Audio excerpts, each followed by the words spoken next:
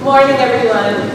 Thank you for coming today for our convening of the Westchester County-wide Shared Services Panel 2019. Really appreciate everybody's time on a Monday morning.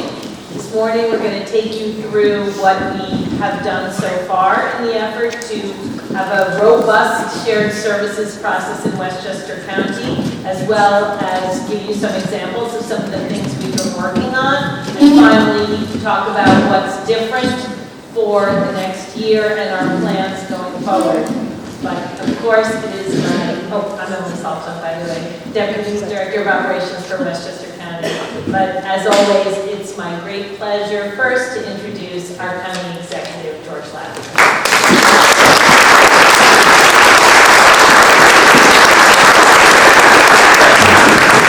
It's a pleasure to be with you here, and I want to apologize to all of you, my friends, for having to drag you over the White Plains on a Monday morning.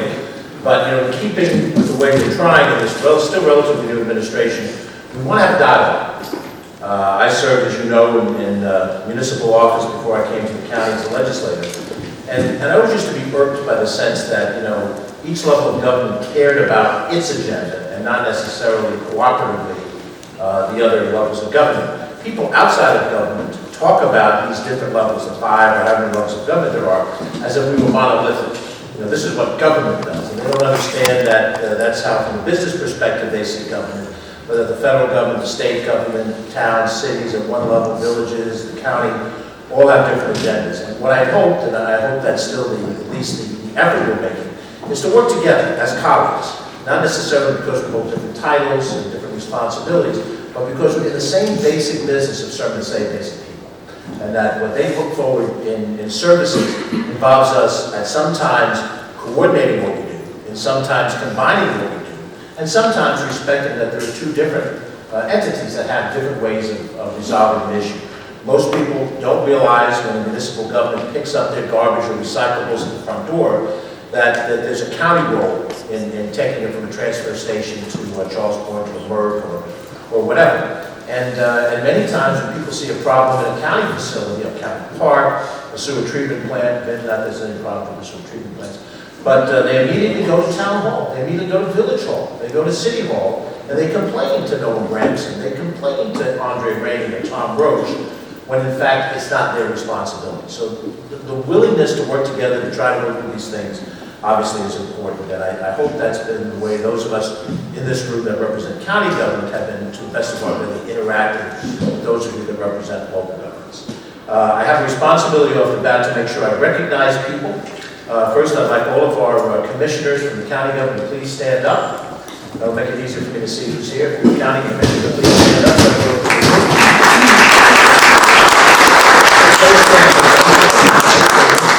I want to make sure, once I say your name, then you can sit down. Vincent Pickey, head of our Department of Environmental Facilities. Hugh Grecian, who's Department of Public Works and Transportation. Larry Sewell, our Budget Director. Now you can sit down. Jim Masano, who just stood up, Director of Consumer Protection. Joe Spano, Director of Corrections. We have Tom Kleiner, heads our Workforce Development Team. Terrence Rader, Deputy Commissioner of our Public Safety Department. Kathy O'Connor heads Parks and Recreation.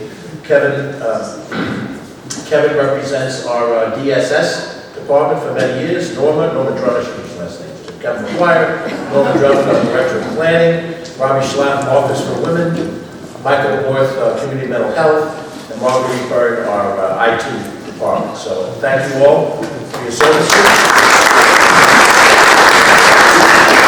I would say that we have from Joan McDonald, our Director of Operations, Ken Jenkins, Deputy County Executive, and myself, we have told our commissioners and directors that they should be open to dialoguing with the press, with the Board of Legislators, and with municipal governments whenever there's a problem as it occurs. That the door should be open, things should not necessarily be channeled through the political construct of the ninth floor, unless it's something of a certain level of political concern that really should involve those of us. But we'd like for that relationship to be easy, so that if you have something there in Bronxville and you call Hugh Grecian as head of that department, the dialogue may solve the problem right off the bat.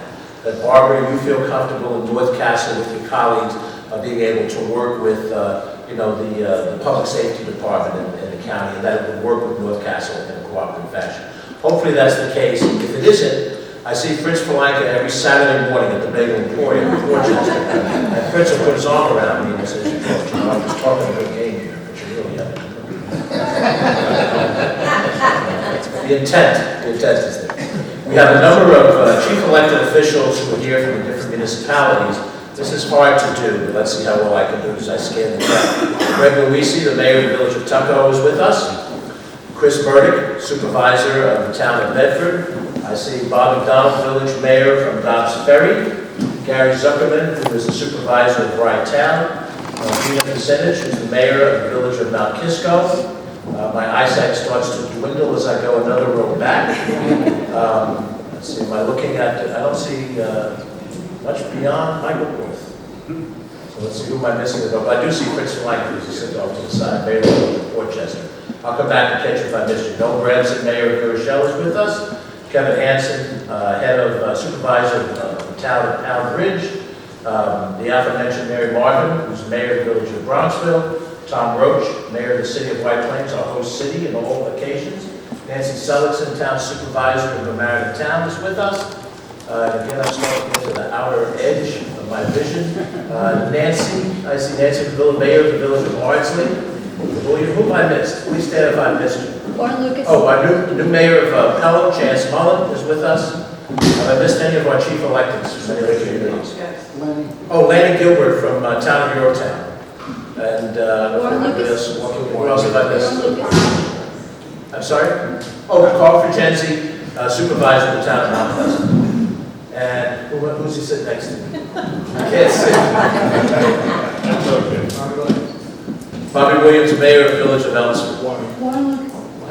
Warren Lucas, supervisor of North Salem, there he is right there. I gotta get glasses, guys. I officially have to accept reality. But that's not bad for a county executive.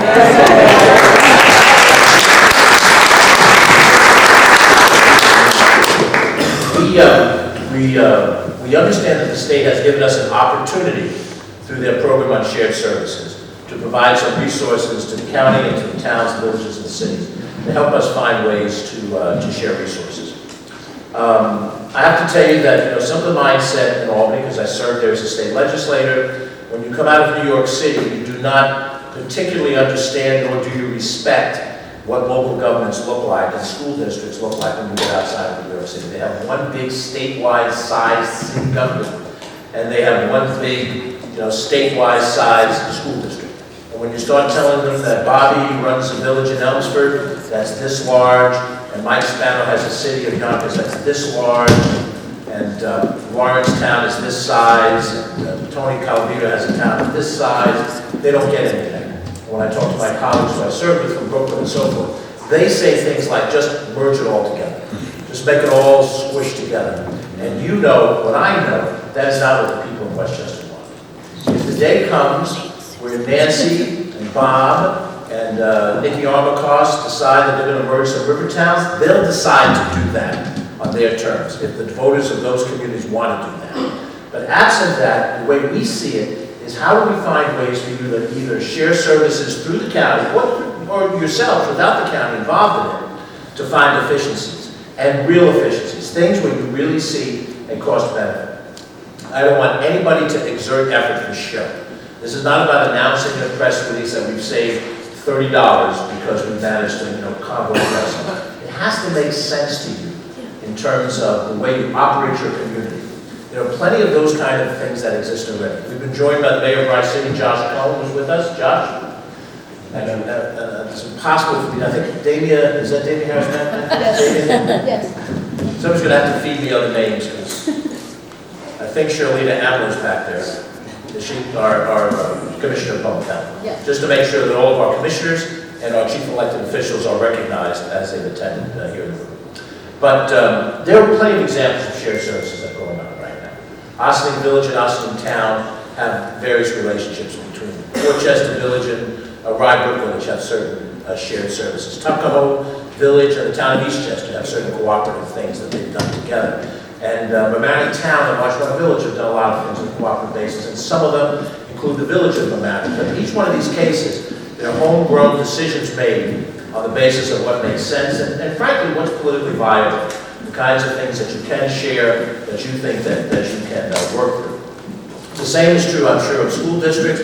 I'm less conversant in school district structuring, and they are organized under state law, under separate set of laws than general governments are. But in every one of these cases, the test for us is not to do something that either the governor or the state legislature mandates us to do. It's to use our own ability to think through the way we deliver services in our governments and find those areas of potential cooperation. And a little while from now, there'll be discussions about the portal concept, which we're in the process of trying to build. We're not there yet, but the concept will allow a way for local governments and school districts to plug into something and find ways for the benefit of purchasing and so forth. And I guess Susan Spear, one of our team members, is going to talk about that in a little bit greater detail. I think it's also important to understand that the county will try to keep your interests in mind as we advocate for things as well, because there is an impact when certain mandates come down. And I think probably the best example of it I can give you, we've talked about this before, we're waiting final action in Albany. I feel like we've been waiting forever. We have asked for an additional 1% penny on the dollar increase in our countywide sales tax. This does not particularly benefit the cities of Mount Vernon, White Plains, New Rochelle, and Yonkers that have their own sales tax authority. But if that is passed, we are sharing back 30% of it to local governments and school districts. And that will be revenue that will come into you mid-year. Right now, we're hoping that the implementation of this will start on August 1st. And if it does, that represents a third of the year of revenue projected, more than a third of the year revenue projected, 5/12 of the year revenue projected, which will be additional revenue coming into your coffers that you do not expect to have. You will not have to vote to accept the money. It will just be a higher increase in revenue if this is passed. We had worked hard to try to get this decision to be done in April. Had it been done in April, those of you who have village budgets and school budgets would have been able to bake the revenue into the cake. And as with sales tax, we all understand it is a revenue based on projection of economic activity, and only a fool would take a projection and lock it into stone. So you see a number that we think is a workable number, and you try to scale back what you think is a prudent percentage of that, 75% of that number, maybe 80%, and whatever it is, to be part of the budgeting process. So towns, and I don't think any of the cities apply because White Plains is on a mid-year budget. Yonkers not in the room. But for towns that are on calendar year fiscal years, obviously this will be in place for you as you do your budgeting process. You'll have a better idea what the sales tax revenue for next year will be like. But the important thing to understand is that in many counties across the state, when additional sales tax authority is asked for, there is no share back. If there is share back, it is usually only for the major city of the county. Ulster County would share back with Kingston, or Onondaga County would share back with Syracuse. But we insisted on maintaining what exists, which is a share back to all of the municipalities and all of the school districts that are within the authority of this bill. And that's because we understand that local governments are under the same pressure that the county governments is. We are brothers and sisters here. So it's not one corporate interest over the other. Lord knows my commissioners would like to take an audit because they have plans for it. But the bottom line is that the people that we represent have tax relief as well as additional services. So hopefully all of that will factor in. We've been joined by the mayor of Boston Village, Victoria Gary, who just came close enough for me to recognize her. But enough of the general comments. Hopefully today you'll see a work in progress. This is not a finished product, and in fact today is a day for your ideas to be inputted in, so that as we get ready to put our plan together and go to the state and argue for its adoption and hopefully financing, that it will incorporate ideas that you bring to the table today. There will be follow-up with individuals or combinations of individuals that are out there. Westchester Municipal Officials Association, as Nancy, you still have that group at the moment. Your ideas and as an organization will be helpful, and in those clusters, northern Westchester and elsewhere, that have certain proposals for us, we welcome them. The bottom line is we're in this all together. And if we can find a way to work through it together and be cooperative across these dotted lines, then it'll be a successful day for us. So thank you for coming today, and appreciate your time and energy and your effort.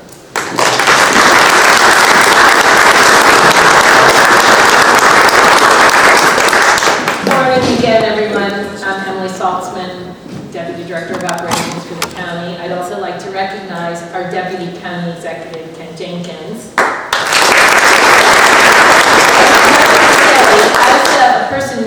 for the county. We are so fortunate that George and Ken are out in the community as often as they are. It helps us keep focused on what the needs are every corner of Westchester County.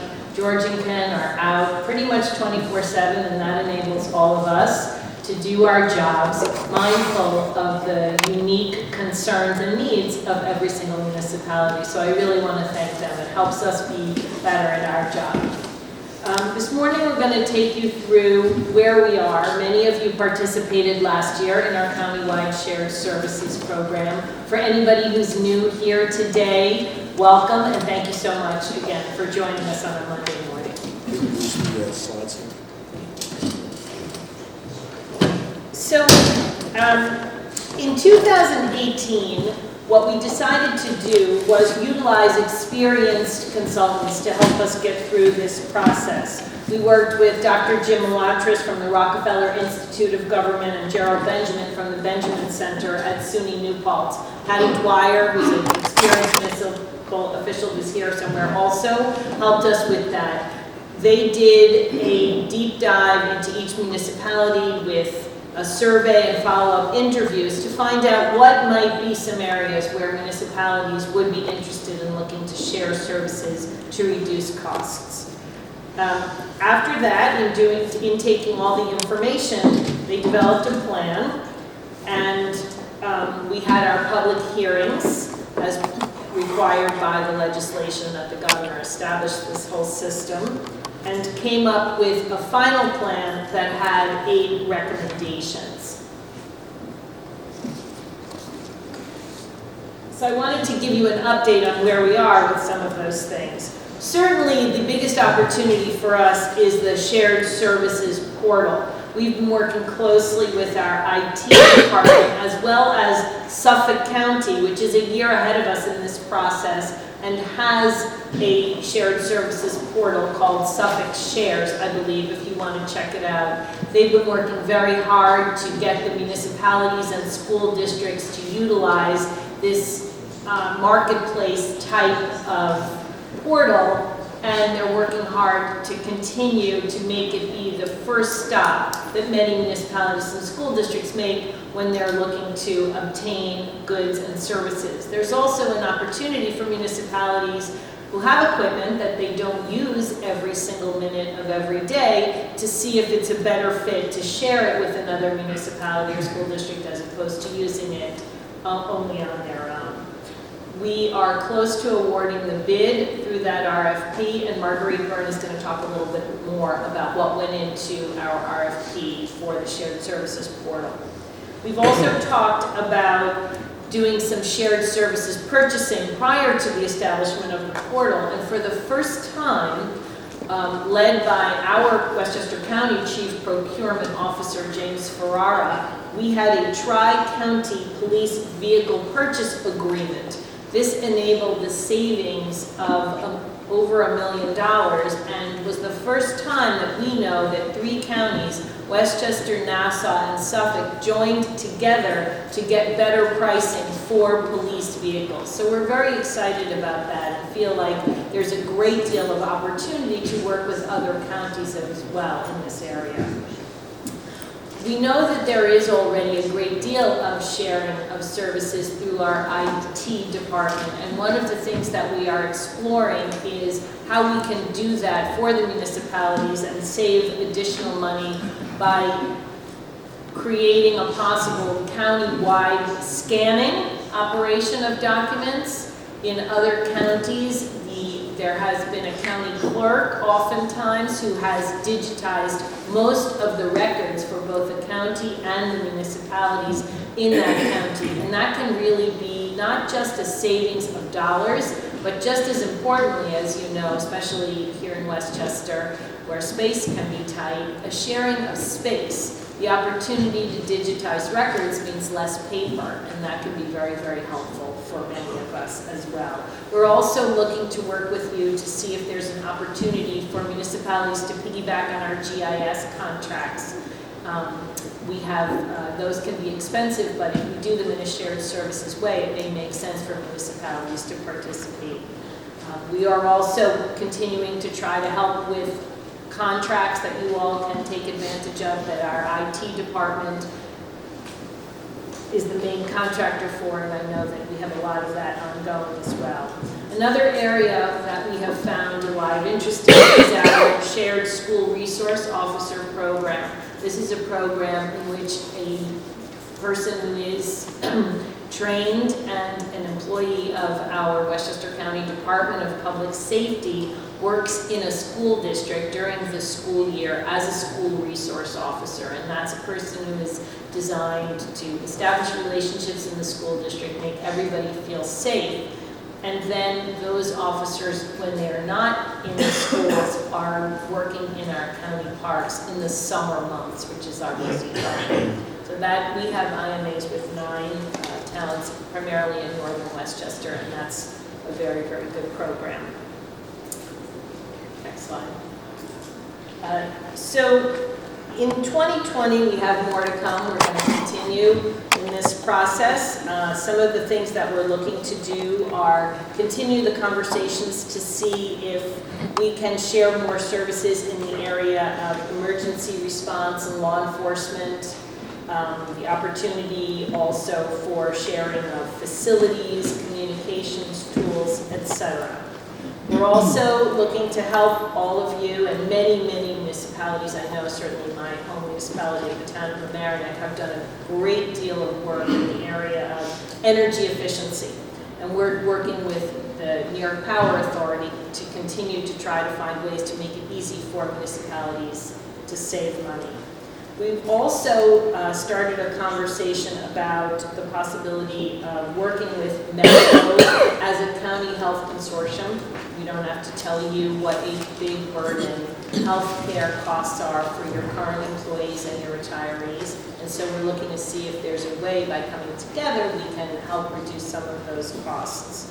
And finally, we're going to hear a little bit today from Mary Beth Murphy, Westchester County Tax Commissioner, who is going to talk about the working group that she established with town assessors and tax collectors to find ways to partner perhaps in some procurement and other opportunities. So now I'd like to call up Marguerite Burns. She is Westchester County Director of the Department of IT to talk a little bit about our portal.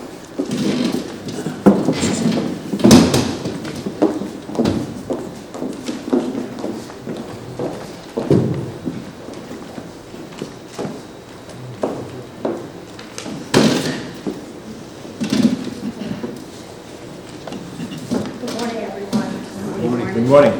I'm going to just follow up a little more on the shared services portal that Emily, Emily, put her on the mic. Put the mic in front of you, please. all right, try this again. I'm going to follow up a little in more detail on the shared services portal that Emily mentioned a little earlier. The shared services portal was an output of the shared services and taxpayer savings plan that was submitted in September 2018. The idea behind the shared services portal was to have a one-stop virtual marketplace for schools, municipalities, the county to place their equipment, personnel, any kind of services, contracts that we can share with one another. The goal of the project is, again, a virtual environment, a single point where all of us can easily communicate with one another. For example, we have this bucket truck that we have available. We don't use it on Fridays. Does anyone else need it? We can put that kind of services. Again, contracts, county, I know we have the Cablevision LightPad Altice contract that many of the local municipalities take use of. We can put that up there, just let everyone know where we are with those types of services. And then amongst yourselves, what you have available to share with your local governments. The whole idea of this is to reduce taxes for all of us.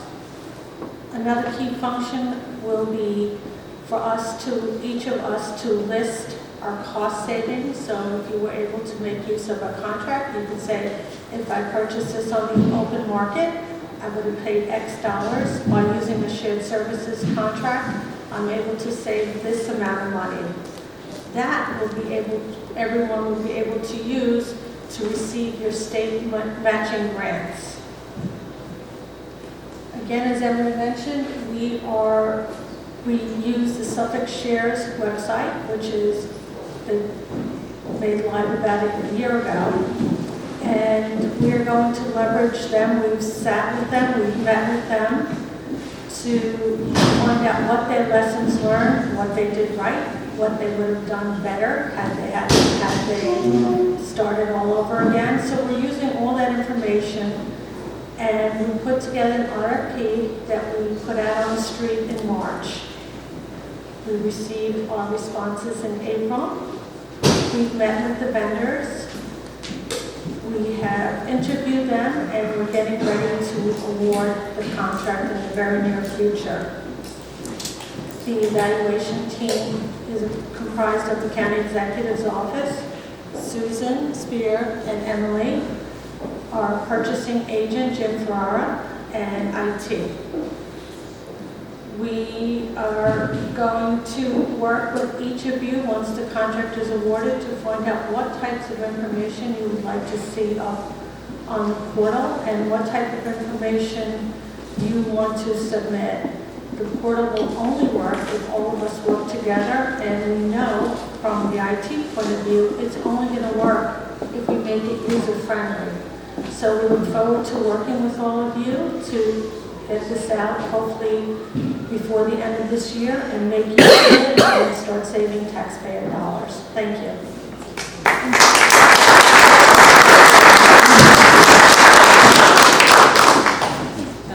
Now I'd like to call up Mary Beth Murphy, or you can call over there, to talk a little bit about this working group that we. Good morning, everybody. Nice to see so many colleagues in government from over the many years that I've been involved. And shared services is certainly something that I know that all of our local governments are very attuned to, and I think it's great that we're really kind of making it more robust and that the county's providing some leadership on this issue as well. So I was asked to speak a little bit about proposal number 6. And proposal number 6 was the regional management of tax assessment and billing. And right at the outset, the county recognized that this issue had a long and complicated history, and that's a quote from the proposal itself. But we just, there was interest by all of the local communities in what we could do in terms of a regionalized approach to tax assessment, either through intermunicipal agreements or perhaps the county assuming a more prominent role in the process, and also to look at the issue of centralized property tax billing and collection. And so the county recognized that given the complexities of the issue, the plan would begin a discussion of that process. So after you all adopted the shared services plan last late summer, early fall, I annually have a meeting of all of the assessors in the county where we do continuing education training. And at that meeting, I invited both Emily and Susan to attend and talk about the county shared services plan as it related to assessment. And they bravely came to the meeting of assessors, I'm proud to say. And what started out as a little bit of a tense discussion actually ultimately evolved into a very collaborative discussion. Emily and Susan explained that the county was not there to do away with the assessors' jobs or anything. And the assessors actually had a lot of good thoughts as to where collaboration could indeed occur. And what came out of it was an agreement to set up a working group and to talk about the issue. And Victoria Sirota, who is the assessor in North Castle, is here today, and she's part of our working group as well. So what we did is after we had that meeting, we began to put together the working group, and I reached out to the assessors to see who would be willing to participate in the group, and got a few people that were willing to step up to the plate. And as part of that discussion, we realized we really needed to bring the tax collectors into the discussion as well. And so we began to reach out to them to become part of the group. And we had our first meeting in March. We had 5 assessors, 5 tax collectors. Emily and myself were in attendance at the meeting. And Emily went through the shared services plan with the assessors and tax collectors, particularly with regards to how it relates, to the subject matter of tax collection and assessment. And discussion, of course, ensued from that, and we decided that there were 4 areas of focus that were probably the ones that were most ripe and the best to initiate initially in terms of where shared services could occur. So we decided to look at bill printing, scanning of property record cards, and tax map preparation. And we also talked about next steps at that meeting. So I followed up with the other 5 New York State counties that are also looking at assessment in terms of shared services. And thankfully, the county executive's office has also assigned an intern to me, Adam Straface, who's here also with us today to assist in that process. And Adam is going to be taking a deeper dive into what progress other counties have made. And I also began the preparation of draft spreadsheets to kind of look at the inventory of the relevant details with regard to bill printing and scanning of property record cards and tax map preparation. And again, Adam will be helping fill in all the blanks on those spreadsheets as well as enhance the information in them. I've also had a conversation with Sam Weir from our county GIS department, who has been absolutely fabulous in helping to evaluate studies that have already been done on the subject. They are really kind of dated at this point, and so he's been very helpful in looking at what relevance they may or may not have, and also where we should focus our energies in the future, particularly with regard to the issue of tax mapping moving forward. So Sam is going to be joining our working group. We have another meeting scheduled for June 27th, and it's a process, but we're moving forward on looking at ways to work together, and we're doing it with the people who are actually doing the work, and so they're the people who really are most suited to be able to know where collaboration can best be found. So that's it. Thank you very much. I want to really thank all of our county commissioners and their staff. Everybody has been very, very helpful and open to this idea, and I think that would be part of our ultimate success once we get the portal going and some other things moving. So what's new for the next phase of shared services? One of the changes that was adopted into the budget last year was to enable school districts, BOCES, fire districts, and special improvement districts to participate as well. So we invited the school districts to join us today and to join us in this process. And everybody certainly purchases a good deal of goods and services and has opportunities to share in order to reduce costs.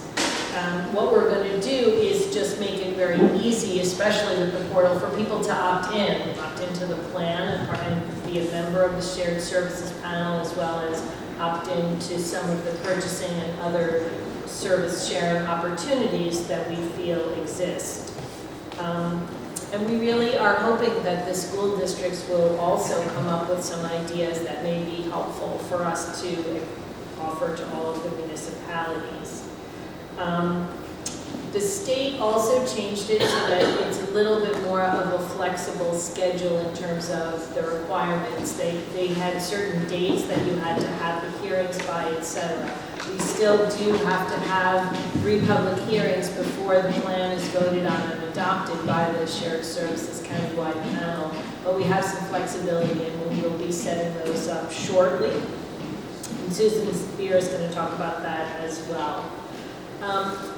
Susan Savage from New York Department of State is here, and I really want to thank her for being a tremendous partner to Westchester County. As soon as we started in office, she came down, offered to be as helpful as she could, and she really has been in helping us think through this process, our participation, as well as working within the confines of the New York State Department of State grant programs and the Shared Services Plan overall. So I really want to thank the Governor's Office, New York Department of State, and most importantly, Susan Savage, Special Projects Coordinator, for being a tremendous partner to Westchester County, and I welcome her here this morning.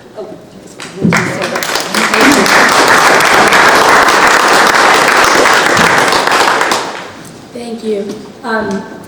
As Emily said, I work with the Department of State, and I'm working almost entirely on countywide shared services, which has given me the opportunity to meet with communities across New York State. And I want to start by thanking those of you here in Westchester County and in county government for the way you have embraced the concept. Those of you who are elected officials know that you're constantly accountable to the taxpayers. And what this program really is an opportunity to do the things that you've probably already been doing. Sharing services and trying to make government work for your taxpayers without increasing the tax burden on them. So as soon as this administration came in, they quickly embraced this, looked for direction, and I know reached out to their local communities to see how we could make this work for the taxpayers of your communities, Westchester County and New York State. There have been 53 counties around the state who have submitted plans in the last 2 years, and some of them have very exciting concepts. One that has previously worked in another county is one that Westchester has embraced with the portal. This really represents a way that you can make changes, save taxpayer dollars, but do it in a way that does not disturb your communities or your taxpayers. And as elected officials, I know that every time that you can work to save taxpayer dollars, that your taxpayers will appreciate that and the work that's going into this initiative. As has been discussed, the concept of countywide shared services continues to evolve. So originally, plans were going to be put in place in 2017 and 18. And because we saw great progress and because we saw the dollars that were being saved, the program has continued now into 19, 20, and 21. So what we thought of as kind of a one-shot is now a continuing process. And every year that you're putting plans into place and finding that taxpayer savings, it is matched by the state of New York. And so that concept of continuing the program really came from county leaders who said, you know, this is the first time we've gotten people in the same room, even though we're providing the same or similar services, people are in the same room, and it's created some excitement and some very positive ideas have come about. All of the plans that were submitted in 17 and 18 are available on our website, on the New York State Department of State, under Countywide Shared Services. If you get a chance and you want to take a look at those things, you can see what's working and being put in place in many communities. I think that when I'm around the state and people take a look at some of those projects, what they say is, yeah, that's something that would work here, that would work for these communities. It really is a ground up, people up type of enterprise. You probably know the people who are local elected officials in the communities near you. Every project does not have to involve the county. It can involve a couple of partners. Your director of real property has talked about the idea that in some communities around the state, there's sharing of services within real property, or maybe a small group of assessors have started to work together to provide like services with the county, and each year we see that others are joining. So we are in a process that is moving along, working and providing real savings to taxpayers. So at the end of this year, you'll all have done this work, and you will submit for a match from New York State for all of the savings that you find. And also this year you will continue that planning process for a 19 plan. That process can continue in 20 and 21 as well. So it's really a few bites of the apple. The program came out kind of quickly out of the gates, and as a result there are a lot of ideas that are brewing, and we hope that they can be part of your plan, if not in this year, but in the year that would be appropriate to implement. As Emily said, there are some changes in the timetable. We've done that to try to accommodate the things that we heard from taxpayers and county officials around the state. It provides a full year of planning. So we hope that that change will help you as you work through your municipal and county budgets as well. At this point in state government, we are about to award the first of the matching funds. That'll happen sometime this summer, and it is something that is really going to be to a great benefit of your taxpayers and the taxpayers in the other counties that have submitted. And Susan, also, if you have an interest in a local government efficiency grant or one of the other grant programs that the Department of State has, you can talk to Susan and she can connect you with the team at the Department of State who can help just talk through ideas for you in that. Now I'd like to turn it over to my colleague Susan Spear to talk about what's next for us. Good morning, everybody, and I really want to thank Susan for coming down here from Albany today, and especially in advance of our application for matching funds and our state grants. We do appreciate the opportunity to speak with you and interact with you and have all our local officials hear from you today, so thank you. Now that we've talked a lot about what we've been doing, I want to talk to you a little bit about what's next. And on behalf of the county executive and the deputy county executive, I want to reiterate what has already been said, that this doesn't work without your participation. It is all about working together with our municipal partners. And so it really entails your cooperation and participation. So we thank you for that thus far, and we look forward to even more so going forward. So along those lines, we are looking for ideas to enhance our plan for 2020. That's what I want to talk to you about in a moment after we go through some of the next steps that we're embarking on right now. So when we develop the new plan for 2020, the County Board of Legislators will have to review it. It will require 3 public hearings. So we're going to be coming back to you and asking you to be hopefully a willing host for one of those hearings, as we think it's really important to have the public hearings throughout the county so we hear many different voices from different perspectives. As you know, we have a very diverse county, and we want to hear the diverse voices. So then we will have an adoption of the 2020 plan as we did for last year's plan, and yes, another meeting.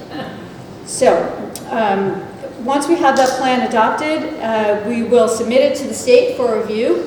This is why we invited Susan here to hear what a great job you've already been doing, and we will be applying for the state matching funds as well. So with that, I do want to open it up to a discussion, but first want to highlight 2 of the things we're going to be coming back to you for that we think are going to be good additions to the 2020 plan. And one is that we are talking with MEBCO, as Emily described, and we do actually have a handout for you that gives you some background about MEBCO. It's on the table outside this room, and I have some other copies that we'll be giving out. This is an important opportunity for you to save money in your health care, and there's another program that you'll hear about in a minute on workers' comp. So it really does save money. It's, the savings are more than you would get with SHPO right now, and so, I'm sorry, NYSHIP right now, and so it is a really good opportunity. What we're going to be doing is sending out a survey to all the municipalities to see if you do have interest in this program, and then we'll convene a meeting specifically for MEPCO to describe the program to you and how much you can save or your potential savings under this program. So we're going to talk a little bit more about that in a moment, but I did want you to know that the background information is available, and we're going to be asking you if you have interest. Again, it's completely opt-in at your discretion if it's something you feel would benefit you, but we will have a forum so that you can hear more about how it specifically could impact your ability to save money on healthcare and workers' comp. And secondly, with regard to what Emily started to talk about with NYPA, the New York Power Authority, we are going out to bid for the second phase of our solar initiative. We have 8 sites right now on county buildings where we're going to be working on solar power and several megawatts, so it's really exciting. And what NYPA can do is come to your town, look at your facilities and see. They do a technical assessment of potential for solar on some of your buildings, and then you would become part of the county's RFP for additional solar power. So that could be another savings as part of the shared services initiatives. So we're also going to be coming to you and asking you if you want to participate in that. Again, opt-in completely, 100%. If you have no interest, perfectly fine, but if you do, it could be a great opportunity for solar power on your municipal buildings. So with that, I want to hear more from some of our municipal leaders who have great ideas and have brought them to us already.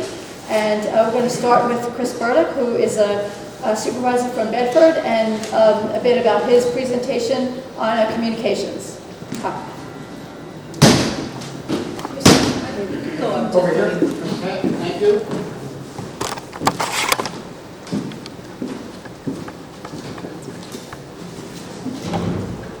Thank you for the opportunity to present an idea that we're developing the northern end of the county, but which we think can be used as a pilot for the entire county. I think that we're all beset with the issue of cellular service as well as wireless communications, generally. We receive on a regular basis applications for cell towers.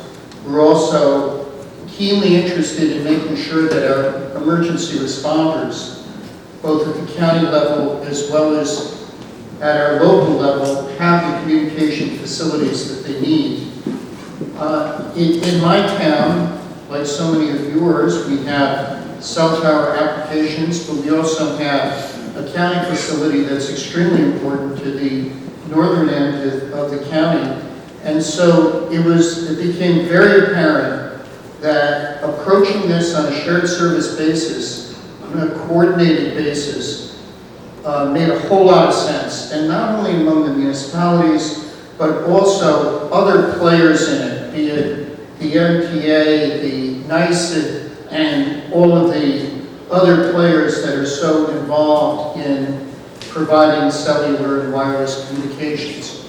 So I also want to first identify those of us that are in this group that is kind of a growing group, and I want to thank Susan Spear and Ken Jenkins for their tremendous help in moving this forward. Ken has been coming to our meetings up by us in town Bedford. We've been hosting it, and our group consists of the mayor of Mount Kisco, Gina Piganich, and we also have the supervisor of Pound Bridge, Kevin Hansen. We have supervisor of North Salem, Warren Lucas, supervisor of Somers, Rick Morrissey, supervisor of Lewisboro, Peter Parsons, and recently Lanny has joined us from Yorktown, and so we have a growing group. But again, the idea is to see what can we do as you can see here from the slide, that we all have a shared interest and need. And how can we do this so that it's on a coordinated basis? And rather than us hiring multiple consultancy services to develop a master plan for the northern end of the county, would it make a whole lot of sense to try to do this as a group and to do it with the other players and the other stakeholders in this? So as mentioned here, you have the agencies, the utilities, and other organizations. And we also know that what we also want to do is to try to avoid needless redundancy. And where we have a single cell tower applicant comes in, and under federal law, we have X number of days, especially under the new FCC regulations, in which to act upon it, and then what do you know that 6 months later we have someone else who comes along with their own cell tower application. Perhaps a lot of this can be precluded and obviated if we have those conversations with the players earlier on, and then we coordinate as well with what the county knows about all of this, and the wealth of information that the county has in the way of the players that are involved in it, as well as pricing strategies that make sense in terms of any fees that we as municipalities might be able to participate in. If you could give me the next slide, please. So as I mentioned, I've really identified the players that have been involved in this. I think we've had 4 meetings, and we are moving forward. This is obviously a very key point for us, as we are asking that this be included in the shared services plan as an addition, because we do think that it makes sense not only for northern Westchester, but as a pilot for the rest of the county. Next slide, please. And so, as you can see, that with the intensification of use and particularly new technologies such as 5G, we're going to be hearing a lot more from the players in this. There are going to be greater pressures on each and every one of us and greater challenges, but with that, I would submit that we have some real opportunities to work together and be able to lessen the stress and the cost to our individual municipalities and to the county. And so in sum, we think that a master plan for northern Westchester serving as a pilot can be something that can be used for all of us here in the county. I have copies of what I had emailed to Susan, and I'm also happy to share it, and I'm sure that anyone who wants copies of this can obtain them and be distributed. I'll leave them up here, and I thank you for your attention to this. Thank you.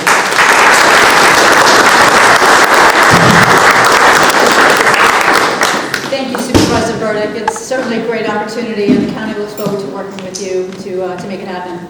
So next I want to call up Steve Altieri from Mamaroneck.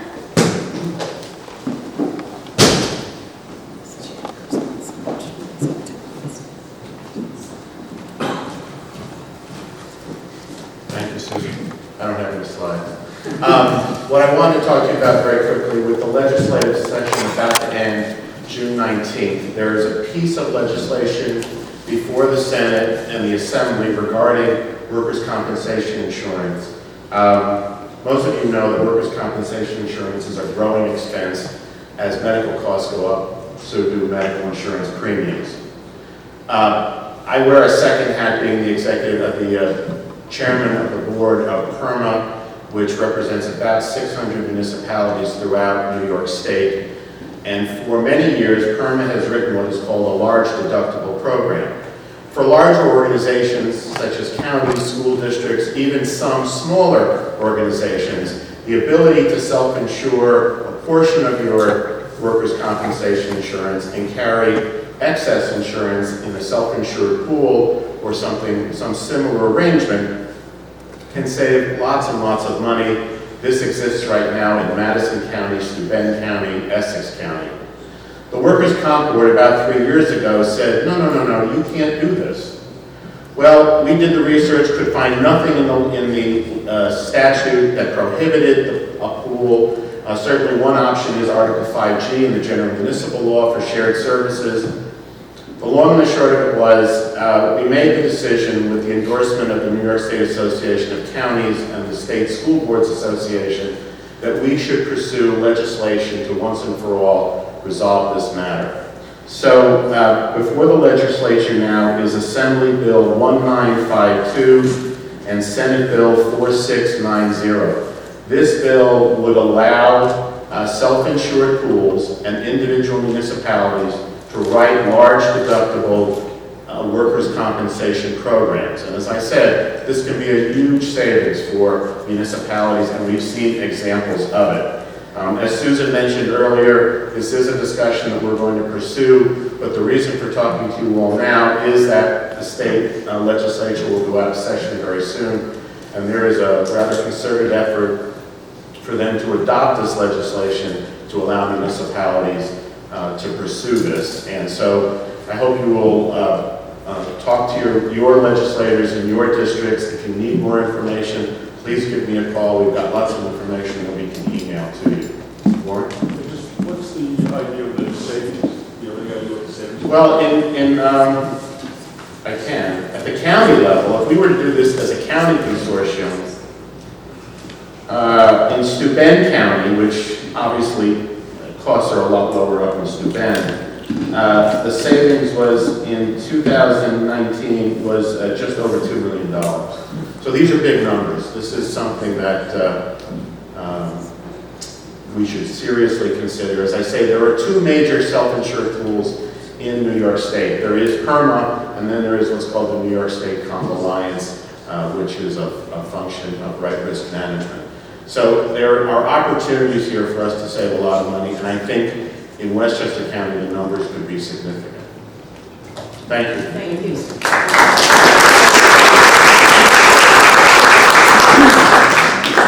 Thank you. That is really important. And obviously, if Steuben is saving $2 million, Westchester has the potential to really save a lot of money. So again, please take one of these MEDCO PERMA information sheets, and we will be contacting you to set up a specific presentation about those two programs. So next I want to ask Supervisor from RIDE, Gary Zuckerman, to speak about cyber insurance.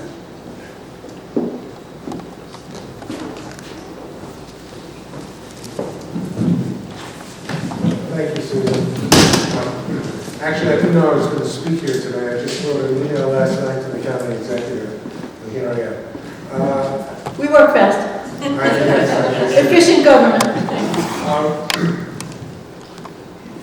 Most of you have probably heard about the recent hack in Baltimore, Maryland, where the entire city of Baltimore was held for ransom as a result of a hacker.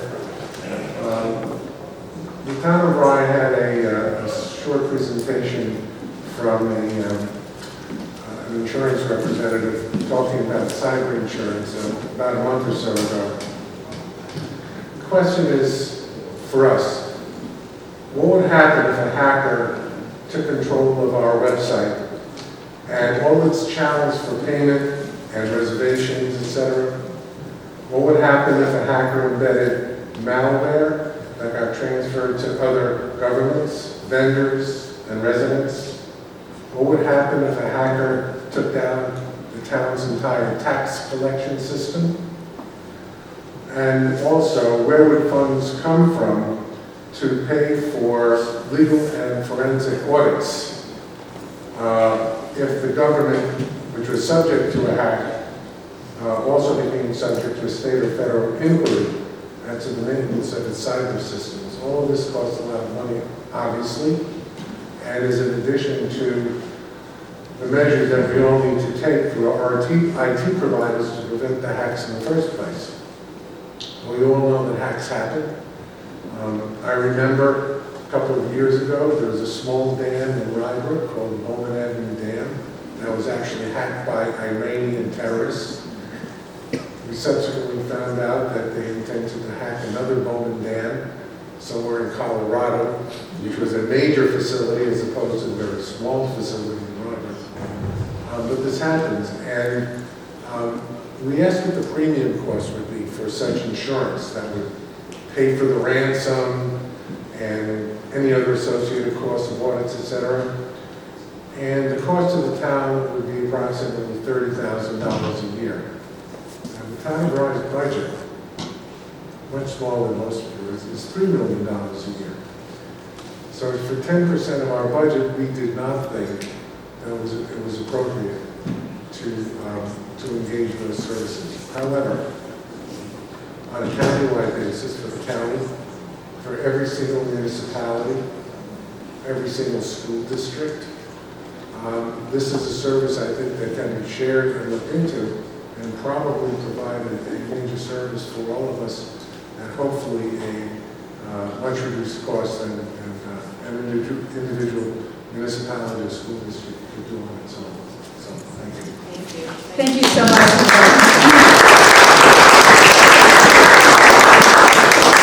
Sorry to say, an issue we all face and we have to take very seriously. So with that, I really want to open the discussion up for questions that you have and other ideas that you have to be included in the shared services plan for next year. And I'm going to ask you to come up to the mic, please, so we can get your comments on the record.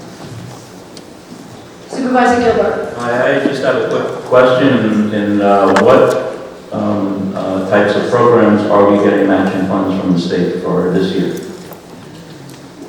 We don't have a submission this year because what it's based on is the net savings of things that are already accomplished. So, for example, when we get the portal up and running and we can show the net savings as a result of purchasing on the portal, then we'll be able to apply. But most of our actions are in progress and don't yet have net savings to show. But we will be in January submitting savings for calendar year 2018. So we didn't submit for 2017. We'll be submitting for calendar year 2018 in wait a minute, I have that wrong, sorry.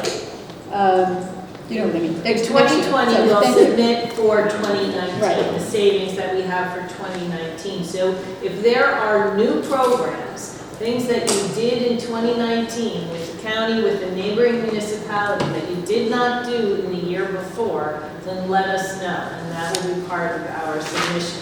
And Susan will be working with us very closely on our submission to make sure that we do this accurately. Yeah, and I'll get the years right. But so another important note is that it has to be under one of the headings of the plan. So this is why it's so important if you have more ideas or things that you're working on sharing with municipalities that we get them in the plan, because the county actually has to make the submission to the state to show the net savings. So you should keep records of your net savings and make sure that what you're doing is part of the plan. So then we can submit for it. So this is why it's so important for you to get your ideas out for us to get them into the plan. Other ideas, questions? Supervisor Lucas from Roselle. Sure. I just wanted to make a comment about what Chris was talking about, also what Gary was talking about. In the last meeting, and I'm talking here for Lonnie actually, he had his police chief there, and I think the county was looking at possibly using, they're putting towers out obviously for RF signaling, and the question was whether or not they can make use of some Yorktowns, and I think your build-out's costing about $4 million, and the county said, sure, that would be great, we have to build into the specs. And so while we're just talking about cellular, the infrastructure out there that the county has, that the municipalities have, there's huge savings in looking at these things together, absolutely huge. Just on the point Gary was making on cybersecurity, I found out about 2 years ago that some little English attendant looking at the messages that all of my parking meters, the modems were hacked before they shipped from the factory, and all of the credit card data was going over to Eastern Europe. And I only looked because it was a lot more data than I thought. That was everybody's parking meter. And they ran around, there's a loop too, we have any loops. They ran around crazy trying to fix everything. So those are the types of things that you're dealing with. Now, we haven't heard anybody calling us up asking us, what the hell happened, but I'm assuming that you're probably liable for those types of things, right, for your infrastructure. So just a couple of quick comments about those. Wow, another scary real-life example. Okay, other ideas? Actually, just a question. I guess I'm a little unclear how the savings work. So in 2020, the county will be submitting a request for some payment from New York State Department of State. And that'll be a compilation, as I gather, from both the county savings as well as the savings of the municipalities.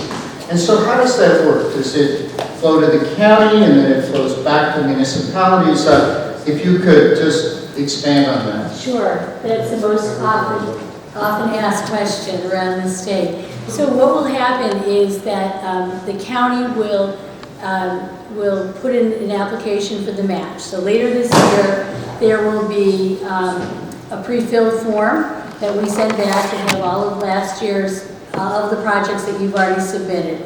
And then those that are accomplished, that data will be put in. They'll have to, if there are things in partnership with localities, that will be entered in. So the county will come back to you and ask questions and about where your savings was. And then among mutual agreement by the municipalities and the county, that will be allocated appropriately as you decide. So it's a decision that will be made between all of the people who are partners. So an example might be in some avenues, the county might be picking up part of the service. So they may be incurring costs, additional costs that they wouldn't have had, but there will be savings to the towns. So those partners in their project will look at what the fair distribution would be. And then, that's how the money will be appropriated. And so, obviously, this being a statewide program, and Susan, correct me if I'm wrong, but I think that you had said that the legislature had allocated something like 200 some odd million statewide, but then what do you do if you get $750 million worth of requests for the shared service match? How do you handle that? The money is still appropriated, and we assume that if we got to the end of that match, then we would, the legislature would have to make adjustments. Thank you. It's 256 million. Oh, so we're good. You're good. So far, so good. Okay, thanks. Before I call the next person, I just want to acknowledge that we've had 3 of our county legislators join us, Catherine Parker, Mary Jane Chimsky, and Nancy Barr. Welcome.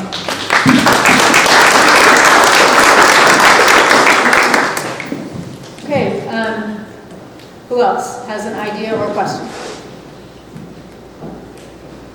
For any of you that want it, just email me or Susan and we'll send you the PowerPoint today in case you didn't have an opportunity to write everything down or take a photo of it. Sorry, these chairs make a lot of noise. Stand up, sorry. I was intrigued by the Tri-County purchasing of police vehicles. Can somehow the towns share in that program where we also benefit from? I believe, I had thought that was open to the municipality, so I'll find out. Okay. Yes. It is. All right. And we can certainly add it to the portal as well. My police chief may know already. Yes.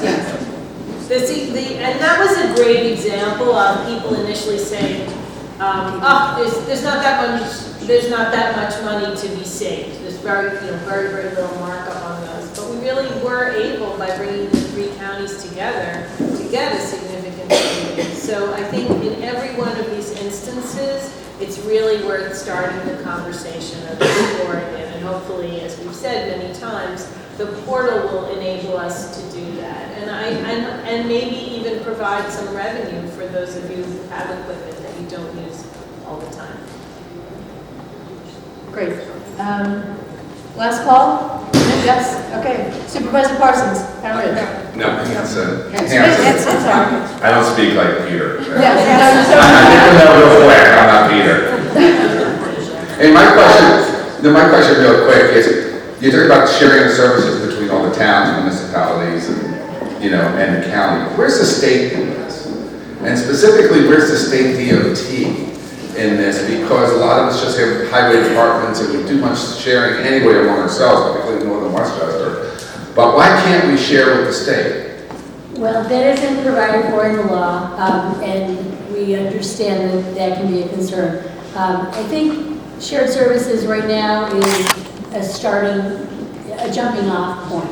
So what we're experiencing now are different communities working together, and then the next step, which has always been provided for in the law, is what you see here with counties actually sharing services as well among counties. There are different opportunities to piggyback on state contracts currently with DOT, and so that is something that has been available. Yeah, I got that. But that's not equipment. In other words, most of what we need is typically equipment. Every highway department, I don't care which one it is, big, small, they all want all their own toys. And so, you know, they all wanted it their own time. And we, as administrators, have to sit back and say, wait a minute, your percentage of use is really small. You know, maybe we can get it from another bar. And then you have this large population at state DOT who has a lot of the same equipment that's probably being utilized very small also. So it's like, why can't we tap into that, at least to convince our highway superintendents you don't need those tools? Well, one of the greatest benefits of shared services is the equipment sharing, and so we see, you talk about kind of the silos of government. That's something that I think you're going to be able to share more effectively when you have your portal. So in most communities where they're contemplating this, every highway department is putting together a list of all of the equipment that they have available. So in several places you'll say people will have handshake agreements, or your highway superintendent calls around to see what's available. That's sort of the next step. If it's all included in your portal both for sharing and for purchasing, I think that's going to take you to the next step. I know I haven't answered your question fully, but that's what's available to us right now. But I understand your concern, and it's something that we're discussing at the state level. One quick idea also, now when you're talking about the portal, is it possible, aside from the equipment that is available to share, where the state or the county wants to get rid of equipment in terms of used equipment, whether or not you can put that on the portal so the towns can know if they can utilize or purchase used equipment? Right, so right now, I think, I don't know if Commissioner Grecian is still here, we do have a sort of a store where we do that with our county equipment when it's available. But hopefully the portal will make that easier. Hi, Majority Leader Catherine Parker. I just wanted to say apologies on behalf of my colleagues and I that we are here towards the very end of the meeting.